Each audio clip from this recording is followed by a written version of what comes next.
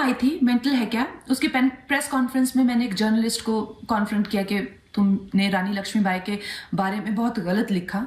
थोड़ी बहस हुई, बहस टल गई, इवेंट अच्छे से गया, लेकिन 4-5 घंटों में बहुत सारे लोग इकट्ठे होते हैं, खुद को जर्नलिस्ट बताते हैं, कोई हजारों की तादाद में गिल्ड बनाते हैं जिसको कोई गवर्नमेंट रिकग्नाइजेशन नहीं है, और ये अनाउंस होता है कि कंगना की फिल्म को बैन कर दिया जाए। अब इसके पीछे रीजन ये है क्योंकि उससे पहले मेरी फिल्म बहुत बड़ी हिट हो गई थी, जबकि मेरे को सब प्रोडक्शन हाउस ने सबने बैन किया, मगर फिर भी खुद मैंने डायरेक्ट की, तो इनको डर हो गया कि अब इसकी राष्ट्रवादी आवाज ज्यादा स्ट्रांग नहीं होनी चाहिए, बहुत दूर तक नहीं जानी चाहिए।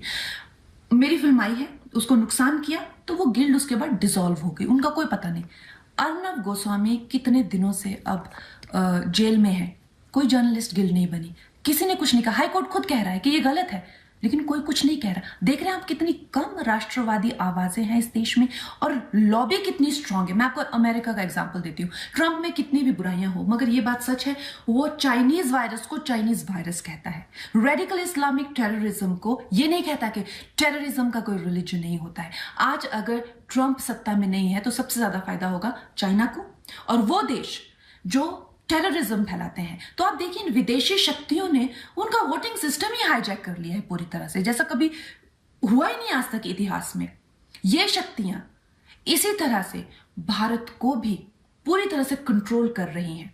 हमारे यहाँ पे कुछ अच्छे लोग हैं जिसके करके अभी हमारे यहाँ पे फिर भी हम उनके साथ संघर्ष कर रहे हैं, लेकिन आपका जागना बहुत जरूरी है। सोचिए, जब भी कुछ खरीदते हैं सोचिए कि ये राष्ट्रवाद में हेल्प करेगा या नहीं। जब भी आप कुछ देखते हैं, किसी जर्नलिस्ट को देखते हैं, कोई बुक पढ़ते हैं, आप ये सोचिए कि इन लोगों की आइडियोलॉजी क्या है, ये लोगों की इंटेंशन क्या है।